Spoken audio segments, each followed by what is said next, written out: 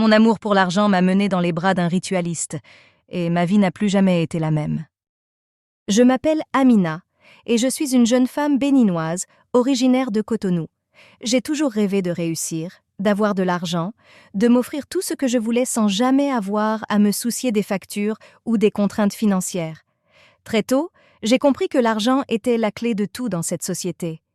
Si tu as de l'argent, tu as du pouvoir, et tu peux faire presque tout ce que tu veux. Mais il y avait un prix à payer, un prix que je n'avais pas vu venir. Depuis mon adolescence, je n'avais qu'un objectif: réussir. Loin des attentes familiales ou des normes imposées par la société, mon ambition était de sortir de la pauvreté. Chaque jour, je travaillais dur, mais ce n'était jamais assez. Je vivais dans un quartier où l'argent semblait être la seule mesure de la réussite, et chaque fois que je voyais une voiture de luxe ou une belle maison, je sentais mon cœur s'emballer. Je me disais: c'est ce que je veux, c'est ce que je mérite. Et puis, il y a eu lui. Son nom était Kofi, un homme mystérieux, avec un regard perçant et un sourire énigmatique. Il était différent des autres hommes que j'avais rencontrés. Il avait une aura particulière, comme s'il savait quelque chose que les autres ignoraient. Kofi n'était pas un homme ordinaire. Il avait des rumeurs qui tournaient autour de lui. On disait qu'il était un ritualiste, qu'il avait le pouvoir de faire de quelqu'un une personne riche en un clin d'œil, mais à un prix. Je l'ai rencontré lors d'une soirée exclusive, dans un restaurant chic que j'avais réussi à infiltrer. Il ne m'a pas abordé directement, mais il m'a observé. Ses yeux brillaient d'une intensité qui me paralysait. Je le sentais derrière moi, comme une ombre, mais il ne disait rien. Puis un soir, après quelques échanges indirects, il m'a invité à prendre un verre. C'était le début de quelque chose qui allait bouleverser ma vie à jamais. Kofi parlait avec une telle assurance, une telle confiance en lui, que j'étais fascinée. Lorsqu'il m'a parlé de ses rituels, je l'ai pris pour un fou. Mais au fond de moi, je savais que l'idée de gagner rapidement de l'argent me plaisait. Kofi m'a promis que s'il m'aidait, je pourrais avoir tout ce que je voulais. Mais il a ajouté: il y a toujours un prix à payer. Au début, j'ai hésité. Mais mon désir de sortir de la misère a pris le dessus. J'étais prête à tout pour atteindre mes objectifs. Un soir, Kofi m'a emmenée dans un lieu isolé, loin de la ville. La nuit était noire, sans lune, et l'air était chargé d'une étrange énergie. Il y avait des symboles gravés sur les pierres et des bougies allumées dans chaque coin de la pièce. Le parfum d'encens flottait dans l'air. « C'est ici que tout commence », m'a-t-il dit. Je n'avais pas peur. J'étais captivée, excitée. Il m'a demandé de m'allonger sur un tapis rouge, et c'est là que le rituel a commencé. Je ne sais pas pourquoi, mais en cet instant, j'ai ressenti un frisson dans tout mon corps. Kofi a prononcé des paroles dans une langue que je ne comprenais pas, et il a versé des huiles sur ma peau. Je sentais mes sens s'éveiller d'une manière que je n'avais jamais connue. C'était comme si l'air lui-même m'enveloppait. Après le rituel, il m'a regardé dans les yeux et m'a dit: « Tu es prête. L'argent va affluer dans ta vie. Mais souviens-toi, tu ne peux pas revenir en arrière. » Les jours suivants ont été fous. Des opportunités inattendues se sont présentées. J'ai commencé à rencontrer des gens influents, des hommes d'affaires, des politiciens. Les sommes d'argent que je recevais ne faisaient qu'augmenter. J'avais tout ce que je voulais, des vêtements de créateurs, des voyages luxueux, des soirées élégantes. Ma vie avait changé du tout au tout. Mais plus j'avais d'argent, plus je devenais dépendante de cette vie de luxe. Plus je cherchais encore plus. Et chaque nuit, je repensais au rituel. Les promesses de Kofi résonnaient dans ma tête. L'argent va affluer, mais à quel prix? Puis un soir, quelque chose d'étrange s'est produit. J'étais seule dans mon appartement de luxe, quand j'ai vu quelque chose que je ne pouvais pas expliquer. Une silhouette sombre, qui se mouvait lentement à travers la pièce. Je n'ai pas eu peur au début, mais au fur et à mesure qu'elle se rapprochait, un sentiment de malaise m'a envahi. J'ai entendu une voix, un murmure lointain qui me disait « Tout a un prix ». J'ai essayé d'ignorer la peur, mais les choses étranges ont continué. Des objets se sont déplacés tout seuls.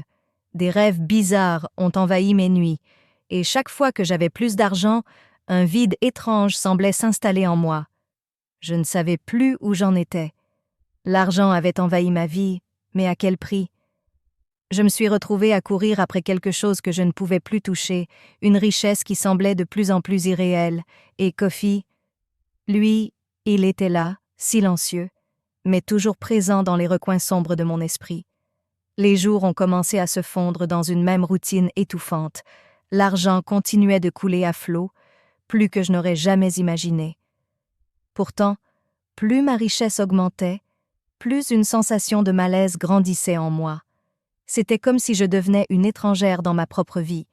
Je m'étais perdue dans cette quête sans fin, une quête pour toujours plus, mais à chaque sommet atteint, un gouffre profond se formait sous mes pieds. Je ne pouvais plus dormir sans être hantée par des visions étranges. Des ombres dansaient autour de moi la nuit, et la chaleur de mon appartement me semblait parfois étouffante, comme si l'air lui-même me rejetait. Je savais qu'il fallait que j'en parle à Kofi, mais à chaque fois que je le contactais, il devenait plus distant, plus énigmatique. Sa voix, autrefois rassurante, avait un ton étrange, presque autoritaire.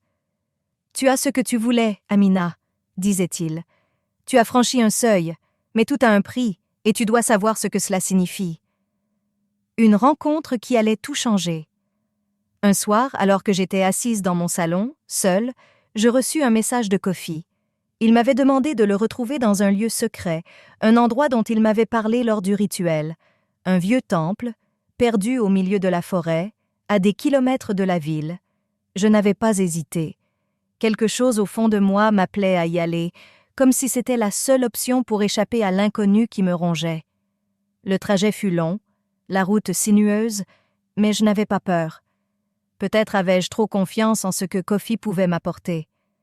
Mais au fond de moi, une petite voix murmurait que tout cela allait mal tourner. Arrivée à destination, je me retrouvais dans un lieu presque irréel. Le temple était vieux, abandonné, avec des pierres couvertes de mousse, des symboles étranges gravés sur ses murs. L'air était lourd, presque suffocant, et le silence qui régnait autour de moi me glaça le sang.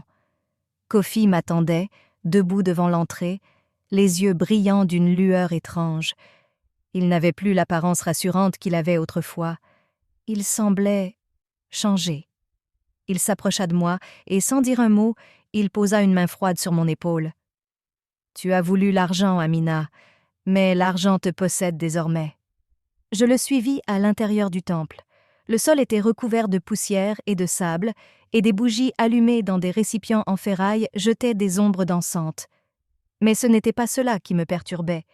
Ce qui me perturbait, c'était l'air lourd de cette pièce, comme si quelque chose de malsain s'était installé ici depuis des siècles. Kofi m'ordonna de m'asseoir sur un tapis au centre de la pièce. « Tu as fait le choix de traverser cette porte, Amina. Maintenant, il est temps de comprendre.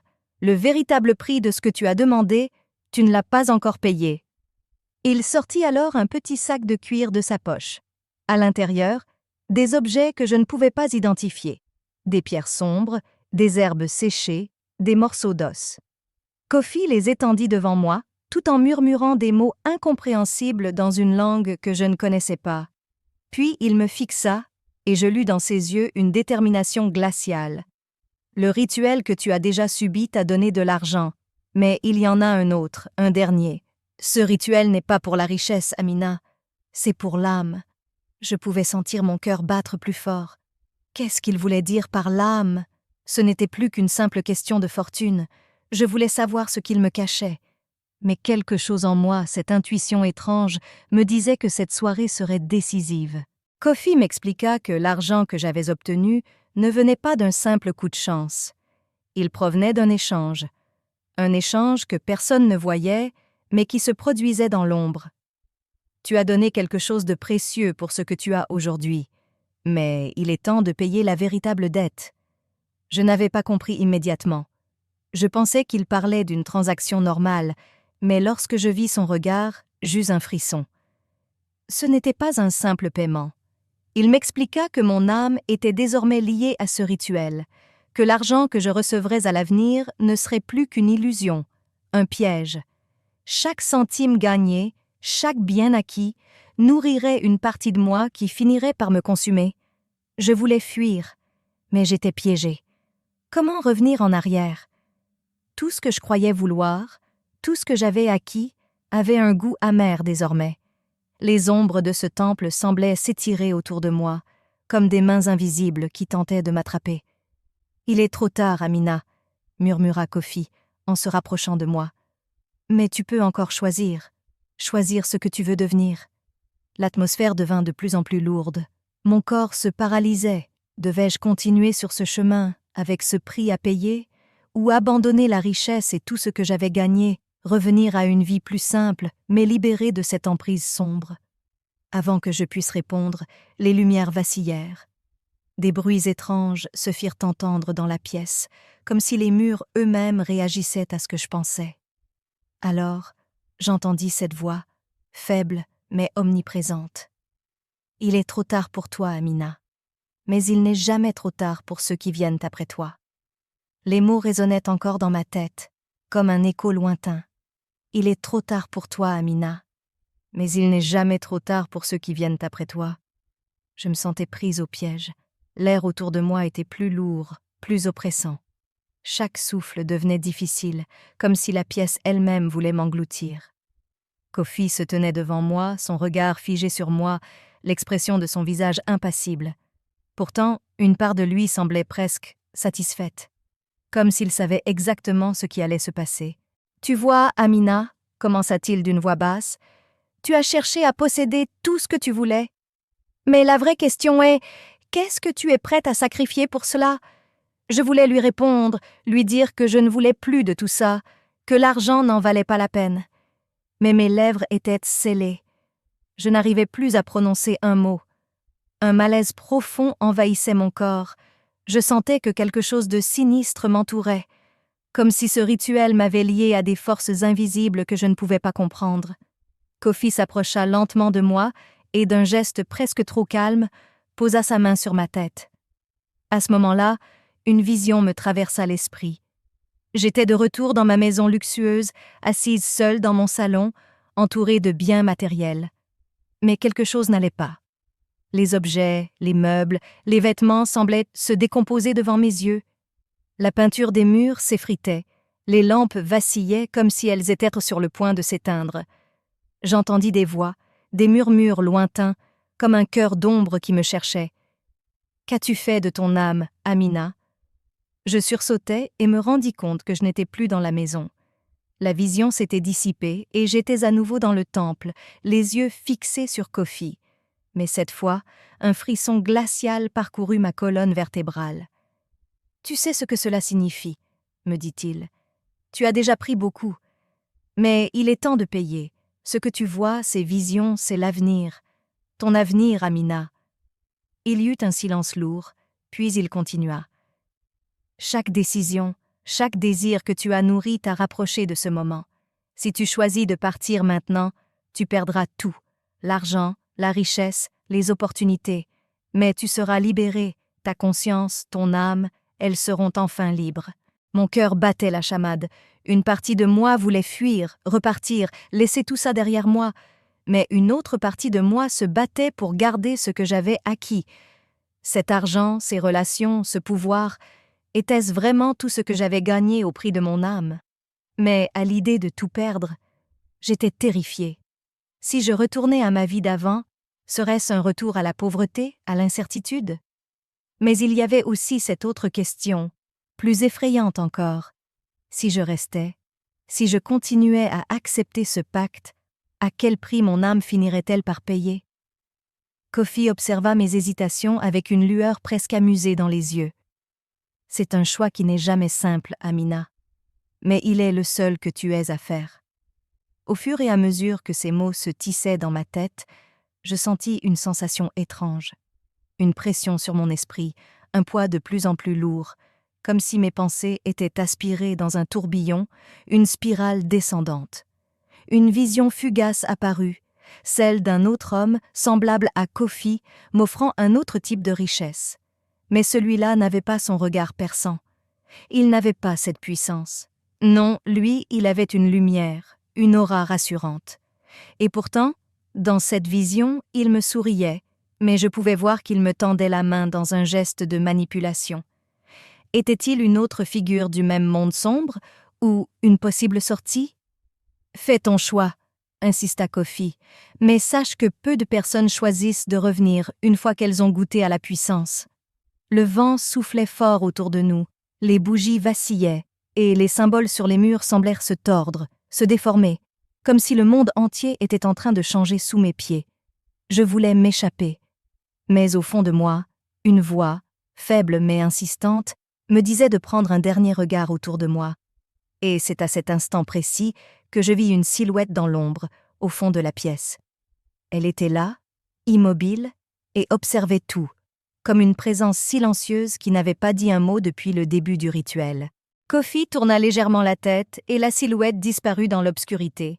« Tu vois, il y a toujours des regards qui t'observent, ils attendent que tu fasses ton choix. » Je fermai les yeux, mon esprit était partagé, déchiré. Devais-je vraiment accepter ce prix final? Cette offre de Kofi, ce chemin que j'avais choisi, me mènerait-il à ma perdition? Ou était-ce une opportunité pour moi de prendre enfin le contrôle de ma vie et d'en sortir indemne? « Choisis, Amina, » dit-il, sa voix devenant plus dure, plus perçante. Car la route que tu choisis aujourd'hui, elle déterminera tout ce que tu seras demain. Et chaque souffle que tu prends, chaque minute qui passe, te rapproche de l'une des deux fins. Je respirais difficilement. Chaque seconde semblait peser une tonne. J'étais là, dans ce temple, encerclé par des ombres et des murmures, les voix dans ma tête se mêlant à celles de Kofi. Il m'avait tendu un choix impossible, un dilemme qui allait déterminer le reste de ma vie. Partir ou rester, gagner plus ou tout perdre. Mais au fond de moi, une seule question se posait avec une intensité dévorante. Quel prix étais-je prête à payer? Kofi, l'air détaché, me regardait toujours avec cette lueur étrange dans les yeux. Il savait ce que je traversais. Il savait qu'il me tenait dans sa main, mais il voulait voir si j'allais m'effondrer ou si j'allais m'accrocher à ce qui me restait. Je te l'ai dit, Amina, peu de gens choisissent de revenir une fois qu'ils ont goûté à cette puissance. Tu es déjà une autre personne. L'argent que tu as gagné, la vie que tu as bâtie, ce sont des illusions, et plus tu chercheras à les maintenir, plus elles te consommeront. Il marquait une pause, observant ma réaction. Mais tu n'es pas encore perdu. Ce n'est pas trop tard pour changer de route. Je fermai les yeux, mais les images se bousculaient dans ma tête. La vision de ma maison luxueuse, pleine de choses que j'avais achetées avec cet argent maudit. Les soirées somptueuses, les rires, les hommes, les femmes, tous ces gens qui m'admiraient pour ce que j'avais. Mais tout cela semblait futile, comme un masque, un costume que je portais pour dissimuler ce qui se trouvait vraiment à l'intérieur de moi. Je pensais à ma famille, à mes racines. Si je renonçais à cette richesse, à cette vie, je retournerais à une existence plus simple, mais plus authentique. Était-ce ce que je voulais vraiment? Mais l'autre côté de moi, celui qui avait soif de pouvoir et de luxe, me disait de ne pas laisser partir tout ce que j'avais construit. Ne sois pas faible, Amina, tu as le pouvoir maintenant, profitant. Soudain, un froid glacial envahit la pièce. Les bougies tremblèrent et vacillèrent avant de s'éteindre d'un seul coup. Un silence lourd s'abattit sur nous. Je n'entendais plus que le bruit de ma respiration, saccadée, comme un tambour qui battait dans ma poitrine. Puis, des murmures commencèrent à s'élever autour de moi, des voix indistinctes, comme si des milliers de spectres étaient là, m'observant. Leurs voix chuchotaient dans des langues que je ne comprenais pas, mais dont le ton m'était étrangement familier. Elles me rappelaient des souvenirs enfouis, des rêves que j'avais oubliés. Tout a un prix. Tu dois choisir avant qu'il ne soit trop tard. Je sentais leur présence, lourde et oppressante. Les ombres autour de moi se contorsionnaient, se mouvant comme des serpents. Une d'elles s'approcha lentement et j'eus un frisson glacé en la voyant. C'était une silhouette sans visage, mais je pouvais sentir son regard fixer le mien. Cette créature semblait m'implorer, comme si elle savait ce qui allait se passer. Elle murmura « Il est trop tard pour revenir, mais tu peux encore tout changer. » Kofi, impassible, attendait. Il ne semblait même pas remarquer la présence des ombres qui se resserraient autour de moi. C'était comme si elles faisaient partie de lui, comme si elles le suivaient, invisibles mais omniprésentes. « Si tu choisis de partir, » dit Kofi d'une voix plus grave, presque solennelle. Tout disparaîtra. La richesse, l'influence, la vie que tu connais, tout cela te sera enlevé. Mais il y a une autre voie, une autre possibilité. Il se tourna légèrement, comme pour s'assurer qu'aucune ombre ne nous écoutait. Tu peux obtenir encore plus que ce que tu imagines, mais à un prix encore plus grand. La richesse que je t'offre ne se limite pas à de l'argent. Je peux t'offrir des pouvoirs, une influence totale, un contrôle sur le destin des autres. Mais ce que tu perdras alors, c'est une part de toi-même, Amina, une part que tu ne retrouveras jamais. Je sentais l'intensité de ces paroles me saisir. La tentation me frôlait, me caressait comme une brise légère mais insidieuse. Plus de richesse, plus de pouvoir. Je pouvais obtenir tout ce que je voulais, être plus que ce que je n'avais jamais rêvé d'être. Tout cela était à portée de main. Mais à quel prix? Je fermai les yeux une nouvelle fois. Tout autour de moi semblait disparaître, me laissant seule avec ma conscience. Une part de moi criait à l'aide, me demandant de fuir, de tout quitter, de revenir à la vie simple et sincère. L'autre, plus sombre, m'appelait à plonger plus profondément dans l'ombre, à accepter ce pouvoir que Kofi me proposait. Le prix en valait-il la peine? Kofi, d'un ton presque paternel, s'approcha encore de moi, posant une main sur mon épaule. « Tu es prête? Dis-moi ce que tu choisis. » Je le regardais dans les yeux, tentant de discerner une quelconque humanité derrière son regard froid. Mais je ne vis rien. Pas une lueur de compassion, pas un soupçon de regret. Il était ce qu'il était, une figure, une entité de l'ombre qui m'offrait un choix impossible. J'avais atteint le point de non-retour. Mon cœur battait fort. Une décision devait être prise. Au moment où j'allais répondre, un cri perça l'air. Un cri terrible, strident, comme celui d'une personne déchirée. Je sursautais. Les ombres semblèrent se tordre, s'agiter autour de moi, réagissant à ce cri. Kofi se détourna brusquement, comme s'il attendait cela. La silhouette sans visage réapparut, s'avançant vers moi, une lueur malveillante dans ses yeux invisibles. Elle murmura, avec une voix rauque, « Ce n'est pas ton choix qui compte, c'est celui des forces qui te manipulent. » L'air s'alourdit encore plus, et une sensation de vertige m'envahit. Je voulais fuir, mais quelque chose m'en empêchait. La pièce se refermait sur moi, chaque souffle devenant plus difficile à prendre. Le cri résonnait encore dans mes oreilles, me transperçant, m'enveloppant comme une étreinte glaciale. Les ombres autour de moi semblaient danser frénétiquement, comme si elles se réjouissaient de ce qui allait arriver. J'étais paralysée, incapable de bouger. Une douleur sourde montait de l'intérieur, mais je n'avais pas la force de crier, pas la force de lutter. Kofi s'était éloigné d'un pas, observant ce qui se passait autour de nous. Il n'avait plus l'air aussi confiant. Un frisson parcourut mon dos, et c'est à cet instant que je compris. Ce n'était pas juste un jeu de pouvoir entre lui et moi.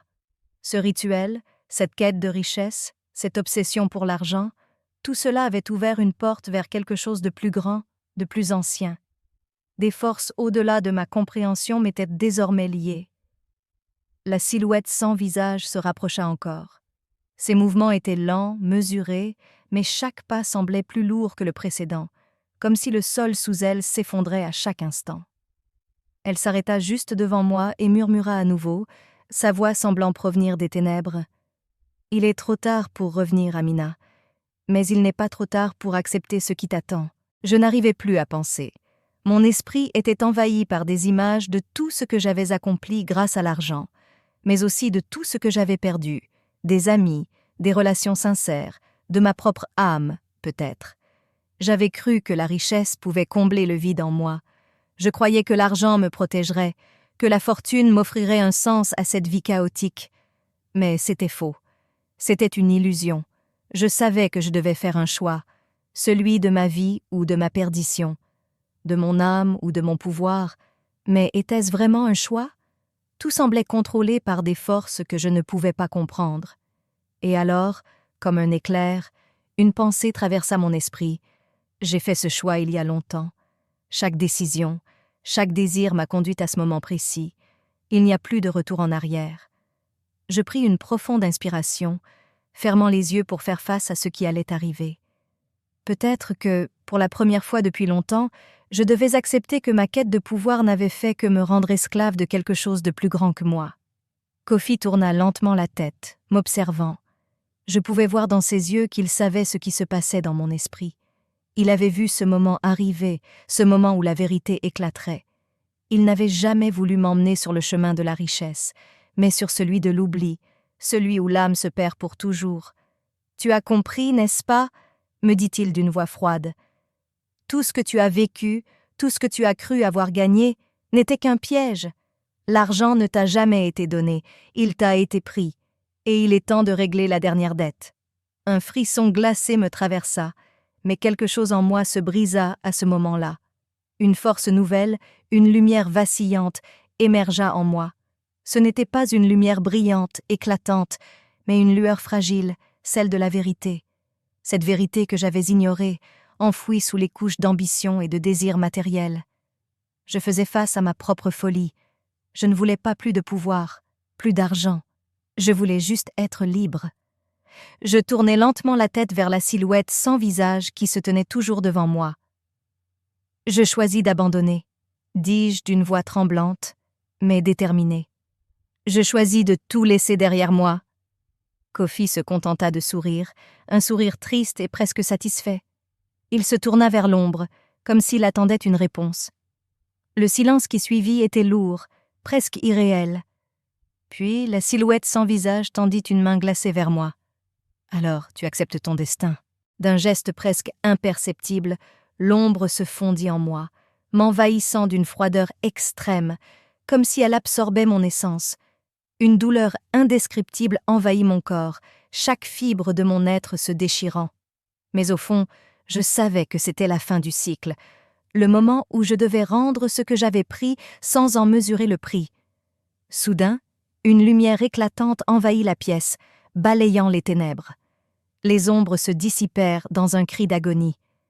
Kofi se tourna vers moi, mais il n'était plus le même. Son visage, autrefois impassible, montrait une expression de perte, comme si lui aussi était lié à ce rituel, de manière plus profonde que je ne l'avais jamais imaginé. La lumière se dissipa lentement et je me retrouvai seule dans la pièce, debout. Les murs du temple, autrefois imposants et menaçants, semblaient plus petits, plus fragiles, comme un rêve qui s'effondrait. Le pouvoir, l'argent, tout cela était parti, comme si l'air lui-même l'avait emporté. J'étais vide, mais paradoxalement, je me sentais enfin libre. Kofi s'éloigna, disparaissant dans les ombres. Je savais qu'il n'était plus mon maître, que le pouvoir qu'il m'avait offert n'avait plus de prise sur moi. Je pris une dernière respiration, sentant la brise du soir caresser mon visage. Je n'avais plus rien, mais peut-être que c'était ce vide qui était la vraie liberté.